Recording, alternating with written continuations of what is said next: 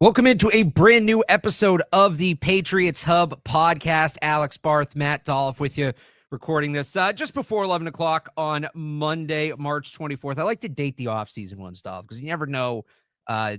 We get done recording it, and then all of a sudden there's major news. Last week we got news during the show. That news ended up being incorrect. It was Tech McMillan's 40 time. Well, why aren't you reporting on this accurately? It was 3 hours before, so it seemed too good to be true. It turned out it was. That's why I was so excited. But we'll see if we get anything during this episode of the show. As we sit here, Dolph, a month away from the NFL draft, 1 month from tonight in Green Bay. We're in it, Barth. It's Barth's time of the year. It is full on draft season, but I actually want to start with some free agency news because I think that is the biggest story surrounding the Patriots right now. Sure. And that is Stefon Diggs visited New England late last week on a free agency visit. We haven't gotten a chance to talk since. I talked a little bit about this a lot about it on Sports Hub Sunday Kickoff if people want to go find that. But I'm in on Stefon Diggs. And that's not to say he's this grand answer to the wide receiver problem. At the start of the offseason, Diggs was not on my list of these are the guys they should be targeting. But I think Diggs is better than adding nobody. For where things stand right now, if they had added somehow T. Higgins or DK Metcalf, we're not opening this show right now with Stefon Diggs. Not even a thought. Nope, but they haven't added that guy, and I don't think he's a thought for them, but they haven't added that guy. They still have a need at the position, especially for a veteran, for an established player. I get there's the injury concern. I do think the locker room concerns are overblown. It's more the injury thing with me. But all things considered, for what you're probably going to get him for, what they should get him for, and considering how much cap space they have, I'm in. Get Diggs to Foxborough. I'm ready. Do it. Yeah, like you said it, Barth. As things stand right now. Right. They didn't get one of those big names. They didn't trade for Metcalf or T. Higgins, which I think was probably a pipe dream to begin with. But they struck out on Chris Godwin, which that sounds like they made a really hard push for him, but he wanted to stay in Tampa. And so once all those dominoes fell, it's like you're not left with much there on the free agent market for sure. You're left with a veteran who used to be a number one receiver, used to be a great receiver. And I think Stefon Diggs could still be a really good receiver. Don't get me wrong, but now he's on the wrong side of 30, coming off the ACL injury. And like you said, the injury is the number one thing with him because when's he even going to be ready? Is he going to be there for camp at all? You could sort of mirror it with Kendrick Bourne. Yeah, same timeline. Kendrick Bourne started really late in camp and maybe that hurt him throughout the season. Maybe he could have been a more viable receiver if he got a full camp. And so who knows how much you're even going to get out of Stefon Diggs. It's almost like they'd be forced to do a 2-year deal with Diggs if they were to sign him, where it's this year, not a throwaway, but you're kind of only getting half a year out of him. Well, and then you don't really know what he's going to be when he actually comes back. Then that second year might be where you get the full Diggs experience, so to speak. So I think that's sort of the risk here, but they're at a spot where you just need somebody. You need a guy that Drake May can really look at and say, this is an established, reliable guy. And not that he's really looking at Kendrick Bourne or Pop Douglas or even Kayshon Boutte in a negative way, but you really legitimize your offense. As I credited a caller was saying last week, you really legitimize the offense if you bring in a guy like Diggs. So I'm in, even if it's a 2-year deal and it's incentive laden and all that stuff. I think you're at the point you got to bring in someone. You got to give a guy that's sort of to legitimize the whole operation. And so I'd be in on Diggs. The thing about the 2-year contract, we hear this all the time, right? The guy tears his ACL, comes back, plays a year. It's that next year where he really gets back to form. Now Diggs will be 32 at that point, so who knows? But is he going to sign a 2-year deal? This is the prove it year for him too. I wonder if it's a 2-year deal in air quotes, structured similarly. Now, very different player, very different situation. But if you remember, the Darrelle Revis deal was really a 2-year deal on paper, but it was a 1-year deal that just kind of gave them a little bit of leverage in negotiating the second year. Yeah. And it allowed them to distribute the money differently. Any 2-year deal is a glorified 1-year deal. Right. Is the way I look at it. Anyway. Something like that. But I think for the upside, because he is, like you described, a veteran, polished wide receiver, he's probably not on the field till October. So it's going to be a little bit till Drake May gets to start to work with him. There's also a veteran guy that I think can pick it up quickly and has played with this kind of quarterback before in Josh Allen. Even if he's not on the field till October, one, it gives you some more time to figure out what you're doing with the younger guys because he's not going to take up a roster spot. He's not going to take up reps in camp. And then when he comes back, you add some juice to that offense. And I think it probably would be. I think it's totally fair, and every injury is different, but I think it's totally fair to use the Kendrick Bourne injury as a timeline. And best I can tell, look, I haven't seen the medical records, but everything that's been written about it that I've seen, as far as ACL tears go, it wasn't bad. Like, you'll see guys ACL, PCL, MCL, meniscus, like they're ripping up multiple ligaments and things like that. I haven't seen anything that said Diggs tore anything besides just the ACL. So you think that maybe puts him on a better timeline some point in October, give him a month to get going. It is a prove it year for him, and for whether it be for the Patriots, whether it be for anybody else, but having a guy with that kind of experience in that room, he's still going to be around. And I think you can count on him to be a leader in that room. I don't think he's KJ Osborne where, 2 months into the season, he demands a trade because he's not getting the ball. One, he's going to get the ball. Even if he's 80% of what he was in Houston, he was still pretty good in Houston. Even if he's 80% of what he was in Houston, he's still going to be a good player. And I think that the personality stuff is overblown. Like, yeah, he blows up on the sideline when the team's losing. He's competitive. Wouldn't it suck if they got a player that actually cared deeply about winning games? I know. Don't we want to? Tough? Don't we want to win at some point? Look, as I've said, is he the model teammate? No, probably not. But Larry Fitzgerald isn't walking through that door. Right. So at a certain point, you just got to get talent in the room. And I think Diggs represents talent in the room. And you look at who else is left. Amari Cooper, I think is done. Brandon Cooks, I like Brandon Cooks, but at this point, I think his best days are behind him. Keenan Allen maybe is a higher floor option than Diggs, but the ceiling's not nearly as high. Like, if Diggs comes in and works, you're number one receiver. I don't know that Allen at this point at 33 years old is getting you to that. I said this before he signed. I was kind of 50-50 on Diggs and Cooper Kupp. So I think this is when they should get done. Now, it's usually not a great sign when the player visits and leaves the building without a contract. We went through this with DeAndre Hopkins 2 years ago. I hope they find a way to get him back in the building. I really do. It just makes so much sense. Even if there is like a little bit of risk attached to it, they can't exactly be picky right now. Right. This is one I'd really like to see them get done. Yeah. First, just to follow up on the health injury part, Mike Reese in his Sunday notes, I believe the way he put it was that Diggs is ahead of schedule in his ACL recovery. So that's a good sign for him. And, I think he hears from the team perspective. And so the note sort of read like he's almost selling the idea on Diggs coming here. Right. And so like that to me was kind of promising. Like this is what the team saw when he was in Foxborough. I'm saying based on what Reese's reporting, which I believe is, good, accurate, like plugged in reporting for sure. Like the team is sort of starting to put it out there. Like trust us. He's ahead of schedule. He's going to be fine. Like almost like they are going to take the plunge with him. And like, they want people to be reassured that he's going to be back and he's going to be fully healthy. He's ahead of schedule and that whole thing. I'll add real quick. The report was he did undergo a physical when he was in Foxborough. That was part of his visit. So they got a chance to look at where his knee is at with their doctors. Yeah. And Reese also said, I believe that he's like both sides are sort of taking their time on this. So like Diggs, I mean, I don't know if there been any other reports about him visiting anywhere else. Like, I guess maybe we'll get that today or this week. Not that I've seen. The closest thing I've seen was, this isn't really a visit, but like at the end of the year, CJ Stroud was campaigning for them to bring Diggs back. So I do wonder if there's interest in him returning to Houston, although how many roster spots, how much money are you going to dedicate to receivers who aren't going to be playing? Because they have Tank Dell too. Yeah. And I guess that's not a lot of money. He's on his rookie deal, but that's 2 roster spots at receiver of guys that you're not going to have at least to start the season. In Dell's case, potentially for the whole season. They may say, look, we have 1 injured receiver we got to work through and get there. Like, that's enough for us. We got to get guys in the building that are going to be playing. But that's I wouldn't entirely rule out a return to Houston, especially the longer this thing goes, right? Does he just end up going back? Sure. Yeah. And so on the character stuff, the locker room stuff, like you and I aren't really, we're not sort of totally in lockstep on it because I look at his history and it's like, if he was this great, perfect receiver, he might still be with the Vikings. Like, why has he been traded twice? And now, he might go back to Houston, like you said, but now he's been allowed to test free agency. Like, why is that? And CJ Stroud did kind of regress last year, and I don't want to put all that on Stefon Diggs, but like, no, I was on the offensive line falling apart. I feel comfortable in saying that, among other things. Bobby Slowick didn't adapt. Okay, that's fair. I'm just saying. I've gotten the question. So I wanted to answer it. Yeah. But look, I do think it would be overblown here because of his current situation. It's on a prove-it deal. He's going to get the ball. Like, that's not going to be an issue with him. I just think Diggs is sort of a guy that sort of wears out his welcome. I think he's a guy that he's just sort of a handful.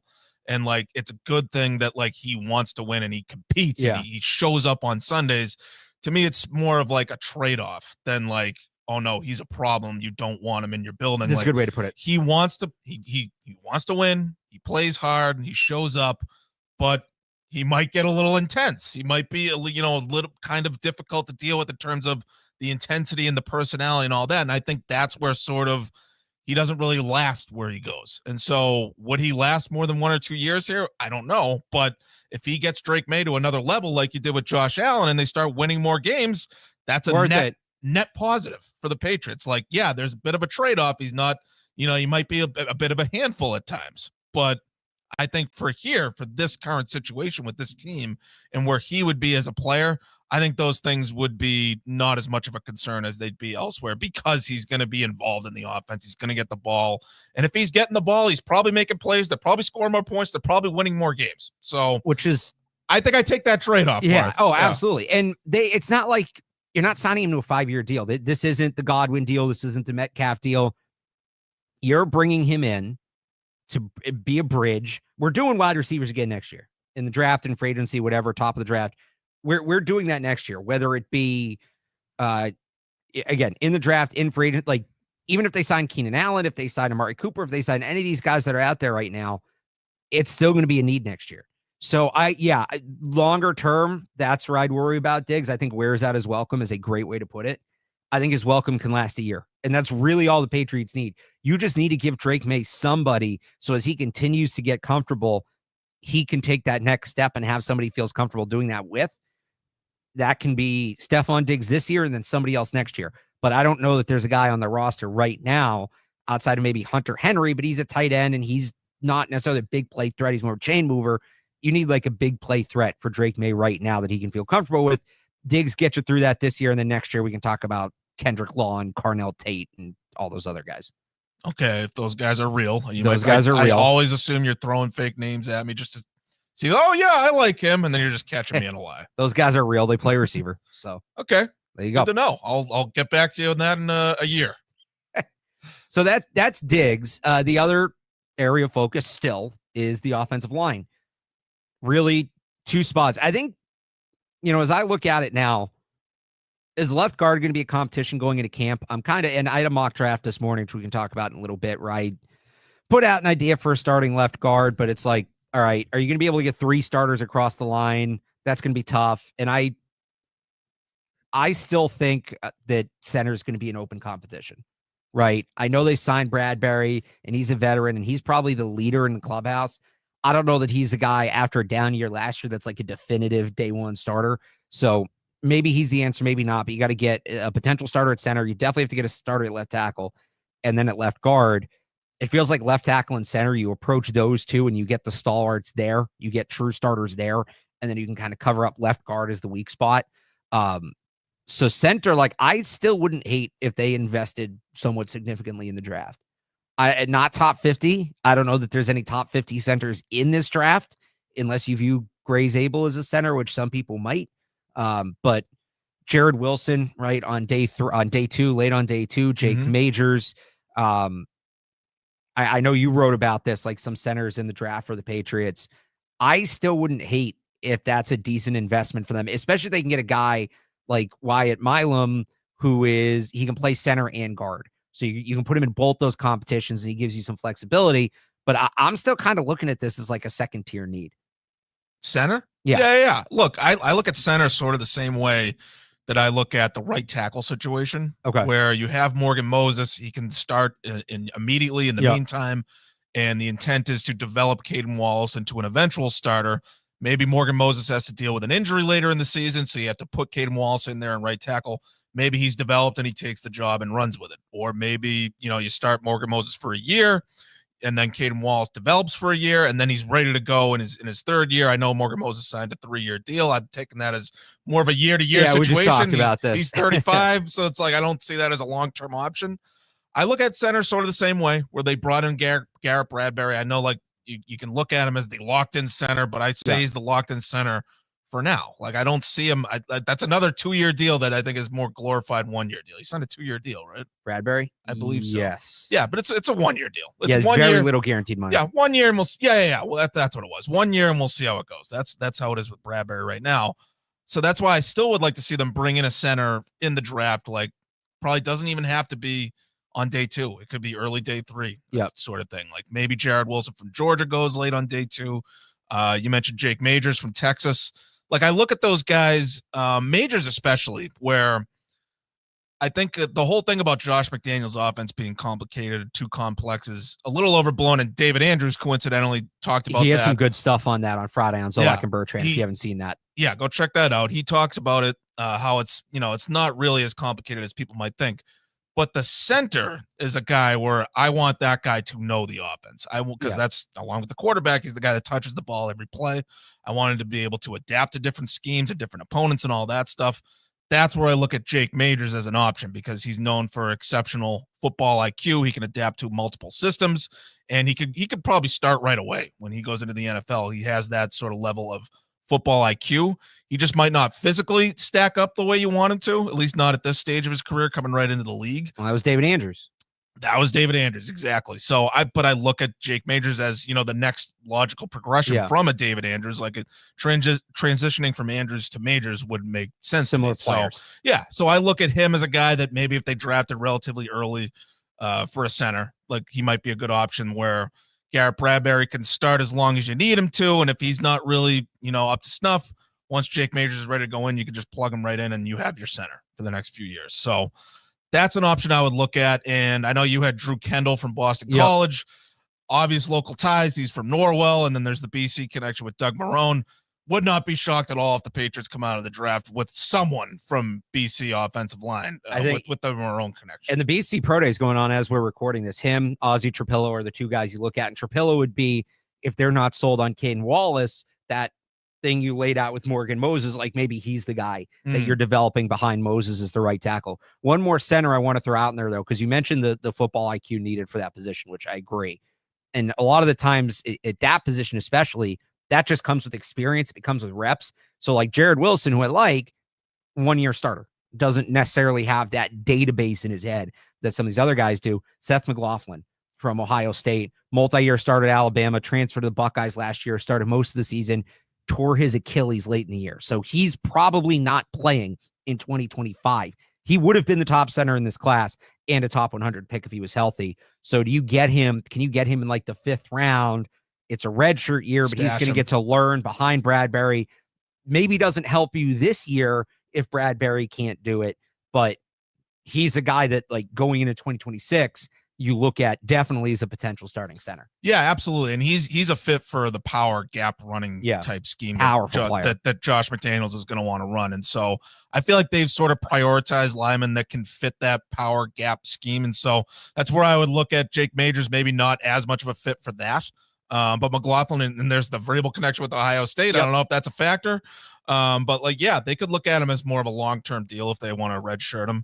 One more name I want to throw out there for center is Clay Webb, who played at Jacksonville State. He started at Georgia, transferred to Jacksonville State, played guard at Jacksonville State. He's probably gonna have to transition back to center at the NFL level. He did both at the Senior Bowl. Yeah, but he's got the versatility, he's got the power, and so I feel like he'd be a fit for what McDaniels wants, and they might not have to spend too much to get him. Probably 6th or 7th round pick, or maybe an undrafted free agent. But I think he's a guy that could be an NFL caliber player who's just drafted late because of the transfers and making a transition position wise. He might just need time to develop as an NFL center, but that's a guy that I think could start long term. He was really good at the Senior Bowl. I thought he was one of the best linemen there. I think I'd try him at both, and maybe he is a center for some of the reasons you mentioned, but I think he has enough to at least get a shot at guard. And like I said with Wyatt Milam, now Wyatt Milam's going to be a top 100 pick. So if they want to do that same thing, but later, like Clay Webb would be great. It's Clay Webb and I think it's Joshua Gray from Oregon State are the two guys I look at. And Gray's Webb's a primary center who can also play guard. Gray's more of a primary guard who you might try at center, but it's like, all right, we know we're going to kind of have battles at both of these spots. If we have a guy we can try at both and we feel good about him, that helps because, all right, well, we want this guy on the field, but let's say between left guard and center, right? Those competitions, the two best players clearly are centers, but they're both true centers. You can't get them both on the field. If Clay Webb or Wyatt Milam are out there playing well, right? And then it's all right, well, we can put him wherever. So we'll just see who the next best guy is from the other group. So I love the idea of getting a guy that can play both of those spots. And it gives you a little more wiggle room as you try to figure out what you're doing up front. Yeah, absolutely. I think one of these names that we ran through would make sense for a center prospect. On left guard, Barth, like I've been pretty consistent on this. Like I look at that spot as don't overinvest in free agency, which they obviously didn't. Yeah. And I think they can figure it out with someone that they have internally. They have Cole Strange, they have City So. There's a name, Layden Robinson was the name that almost escaped me. And look, draft a Wyatt Milam late on day 2, draft a day 3, guys, bring in a free agent. Like, yeah, you can get someone at the draft, but I didn't look at that spot as where they had to overinvest. I wanted them to, invest hard at a left tackle. They invested in a right tackle, which is good. Yeah. I think they have they at least have a plan there. And they invested in a new center for the short term. They have a winner going back to right guard. Left guard was the spot where it's like, figure it out with what you got. And if I don't think that spot's going to be a disaster. I think they can figure it out with someone they have or someone they bring in from the draft and develop. Well, City So was better in this scheme as a rookie and then took a step back last year. Like he's somebody I wouldn't sleep on him here. Yeah. I think it's mainly him and Robinson. Cole Strange, you talked earlier about them wanting to power blockers. He's not that. I think he's a center. And they'll probably try him at guard, but I think if he's going to be on this team, if he's going to play this year, it's going to be at center. But between Layden Robinson and if that's your worst spot, right, if they get an answer at left tackle, and then it's between Layden Robinson and City So at left guard, and maybe you take one of these guys late on day 3, right? Yeah, exactly. I think you're in good shape there. Yeah, for sure. Yeah, and So was a guy that was the starter throughout most of camp last year. Then he got hurt. That sort of derailed his whole season. So, I mean, that's a guy where I want to give him a shot at least to bring him back in camp and see what he can do with another full camp and see if he can stay healthy, see what he can do. So that's kind of what I prioritized when I was going through my mock draft. If people want to check it out, 985thesportshub.com. Figured we'd wrap it up here, do a little mock draft talk because you're dropping your first one next week too, right? Yeah, I'm going to start off the Q2 numbers. We'll start off that's the beginning of April. That's a pro right there. The mock draft. So like it's a pro content creator right there. I always say I get a little suspicious when I put out a mock draft and it's universally like, this is great. You did a great job. This is awesome. So it's like, did I just have too much fun and draft too many good players and not be realistic? So I'm having that with this one. It's interesting because I was putting it together and then the Giants signed Jameis Winston and it got, then that talk ramps up of 2 quarterbacks in the top 3, blah, blah, blah. So again, if you haven't checked it out, 985thesportshub.com, but the idea is, 2 first-round picks. We're going to address receiver and tackle at the top, move up. It was originally Tet McMillan at 4 and then trading up for a tackle. And because I try not to repeat players. I already taken Campbell. I'd already taken Hunter. And I just wanted to try it's about looking at the different scenarios and learning different players, right? So I wanted to get a Tet McMillan one in, but then it's like, man, if Hunter's really going to be there, like, how do I justify writing this? Yeah. When everybody is thinking right now that we're going to get 2 quarterbacks in the top 3, how do I justify writing this saying, no, this isn't going to happen? So I swapped it for Hunter. I wonder, rest of the picks, pound for pound, the same.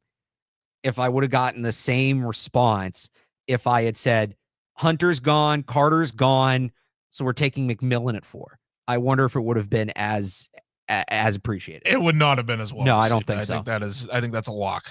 And I look at McMillan and Hunter, like, if Hunter makes it past the top 4, like, how far is he going to last? And same thing with McMillan, like, how far could he fall? Like, there's always a guy that falls where it's like you expect him to go top 5, top 10, and then they slip down into the teens. Well, isn't that Will Campbell?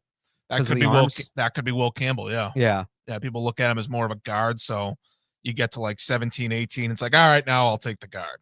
Yeah. That makes sense. So the other thing I kind of thought about doing, because we haven't really talked about this and maybe we should be more. Let's say, Cam Ward, it sounds like is going 1, right? If the Browns aren't taking a quarterback, I think they're going to take Carter. They've talked about wanting to get somebody opposite Myles Garrett. That was supposedly part of the reason he was frustrated. He wanted somebody rushing opposite with him to get more attention, to make his life easier, things like that. Yeah. And they already have a couple good corners. So I think it would be, if the Browns don't go quarterback, it's Ward, Carter, the Giants take Shedeur because they need a quarterback, and then you get Travis Hunter, right, at 4. Let's say it's quarterback 1-2. Let's say Kevin Stefanski, the Browns wake up and realize, holy crap, Kevin Stefanski should really be on the hot seat, and he doesn't have a quarterback. And they go to him, and they're like, you got to win a playoff game. And he goes, I can't win a playoff game with Kenny Pickett, right? Not that maybe, I don't know that Shedeur Sanders is better. It's not a guarantee, but it's somebody, right? Ward, Sanders, 1-2. Get to the Giants at 3. Carter and Hunter both there. The one thing the Giants kind of have going for them is their front. Right. Kayvon Thibodeau, they got a couple good defensive tackles. Brian Burns, thank you. Carter would make them better, but you're adding a strength to a strength. And some people say that that's a good way to go, right? Best player available. You also have absolutely nothing in the secondary. Nothing at all. Do the Giants take Hunter over Carter? Right? So should we be talking more about the possibility of Carter? And then you get into, he's the best player available, but left tackle, wide receiver too, but left tackle, major need. There's not a ton of them in this draft. You're leaving that out again. Or now, even if you trade back up, now you're not getting the receiver this year. I would still take Carter. He's a better caliber prospect than anybody else on the board. Even if you need a tackle, even if you need a receiver, he's that much better of a player. We should maybe be talking a little more about Abdul Carter for the Patriots, I think, though. Okay. Yeah, no, I like what you did with your mock draft, to add to the praise you've been getting. I like what you did with not just Travis Hunter. Like, I think that 4th pick is best player available. And so, like, Carter's there, take Carter. Hunter's there, you take Hunter. It's a little tougher if there's, still one of those quarterbacks on the board. Maybe you have to hope someone wants to trade up to get Sanders. I was talking about this with Evan Lazar last week. Like, this is the nightmare scenario, but this is what draft talk is. You come up with as many scenarios as possible, and what would you do? Carter's gone, Hunter's gone, phone's not ringing. What's the pick? Yeah, see, that's a tough one. I'm so scared about Will Campbell at this point. Like, is Mason Graham like just off the board? Like, I feel like there's been no talk about Mason Graham ever since he came in at 290 or whatever. I think some of it too is the Patriots signed Milton Williams, and he's like, Mason Graham, if he works out, is Milton Williams. You're not going to necessarily have 2. That's a really small defensive line if you have 2 of those guys. So I just don't know, because he's not clearly the best prospect on the board. It's not like you're on, well, he's obviously the best player, so we'll take him and figure it out. Because you're kind of splitting hairs with him and other players, I think that is a tiebreaker that factors in. I would try to trade back no matter what they can get. I know you talked about this. Phone's not ringing, but there's just nobody wants to do it. Nobody. No, phone's not ringing. Man, that would be. Who's your pick? That is the nightmare scenario. Like, I'm going with Campbell. I don't feel great about it necessarily. I wouldn't feel great about Ted McMillan. I wouldn't feel great about Ashton Genty. Like, they're good players, but they have questions, right? Tyler Warren, all of them. I get it. Armand Membu, like, there would be questions. Well, he'd fill the left guard need, I suppose. I'll put because at the very least, like, I'll put the bet on Will Campbell. Again, I don't feel great, and that's the worst case scenario. On one hand, I say I'd go Will Campbell because I think just pound for pound, he's the best football player there, right? Outside of Genty, but they can't take a running back. There's another part of me that goes, well, the drop off at receiver is more significant. Do you go Ted McMillan and then get aggressive and move up and get a tackle? Essentially what I did in my mock draft. Honestly, Barth, I'm not moving off Mason Graham yet. I know I get your point about being similar to Milton Williams, but Keon White, that doesn't sound like a guy who's going to want to stay here. So he probably only has a year or 2 left here. Christian Barmore's future is up in the air. And so, like, I know it's not a 1-for-1 replacement in terms of the style of player, but just in terms of getting a defensive tackle, someone for your defensive front who's going to be here beyond 2 years. Like, okay. I'm still looking at Mason Graham, I think, if you get to that nightmare scenario. Yeah. But this is why I like what you did with your first pick, first mock draft, is that you moved back up into the first round at the end of the first round to get that left tackle. And so I still need to do my deep dive on those left tackles to see who I would really want. I know you went with Josh Carnley. Yeah. From Oregon. I took Connerly. Part of it was because I think he's more NFL ready, and that was geared towards more of an NFL ready approach. Mm. The other part was, as I said, I don't like to double up on players, and I took Ursary in the last one.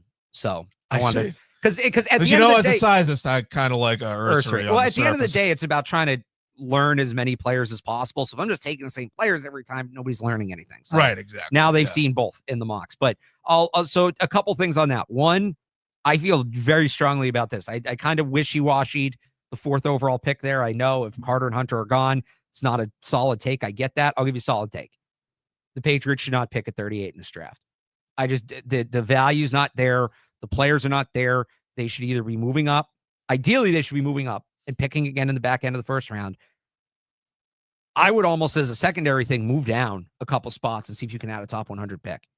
And maybe the phone's not ringing there too. I don't know. But like the difference between the players at 25 and 50, there's not a big gap. So if you can get just above 25 and get the end of that run, that would be great. So get out of the middle, basically. Right. Get out of the middle. Yeah. They should not be picking at 38. And I forget what the second part of that take was, but I don't think they should be picking at 38 there. Yeah, no, I love the idea of coming out of this with 2 first-round picks, whether it's trading down from 4, trading back up from 38, and like the way you laid it out, which was based on a real-life trade. They don't have to give up a 3rd-round pick this year. Like you still get your pick in the 60s. Like that to me is appealing. So that reminds me of what I was going to say. Couple draft philosophy things I explored in that mock. One, future picks are going to be worth a ton. I do not expect to see a lot of them move because this is a weaker draft. Next year's better. Why are you giving up future? And I did this in this draft. Why are you giving up future assets in a better draft to move up in a weaker one? So that's why I felt comfortable justifying setting that up the way I did. It was a 2nd, a 4th, and a future 4th to move up to 28. I also didn't move up very far. I moved up to 28, not like 23. That trade doesn't get you up to 22, 23, 24. So I don't expect a lot of future assets to move. If they do, they're going to be overvalued. They're going to go for more than they usually would. The other thing, and I expected to hear more of this, but I didn't. So good job, fans, being smart. Connerly and Ursary right now on a lot of like the consensus boards and the PFF mock draft and the other mock draft simulators, you can get them at 38. I think you can get Ursary in like the 60s on PFF, which is nuts to me. We saw this last year. Tackles, and it wasn't just one guy that was like, whoa. Across the board, tackles were going like a round higher than we thought they were going to go. I think this happens real life fantasy drafts. Like you always go into it thinking I could get this guy in a round. It's usually up a round or two, and where you like almost have to reach for a guy. And it's also because there's a shortage at the position in the league, and teams are desperate to fill it, and they're not going to wait around. Oh, well, will he be there again if we wait like 15 picks and trade up from our next?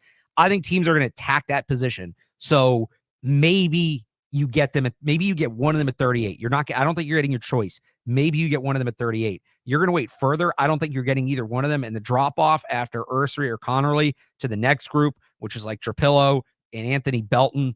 That's what those guys are not guaranteed year 1 starters. Yeah. Like, those guys might be backups for a year plus. Oh. So I'm not buying the whole, you can get a tackle at 38. You maybe get one at 68. No, I think these guys are going to come flying off the board.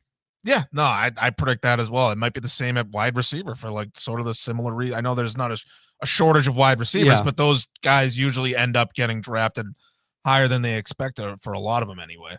Like I hope they sort of learn their lesson from last year and like, look, maybe they still feel good about Jalen Polk and, giving him a year to actually, develop. But like I hope they learn their lesson from trading back in the 2nd round and then not moving up for the tackle in the 3rd round. Like I hope they learn their lesson and they get a little more aggressive in that part of the draft. I mean, there are reports they did try to do this last year for both receiver and tackle. They were trying to move up for different guys in different spots and they couldn't get it done.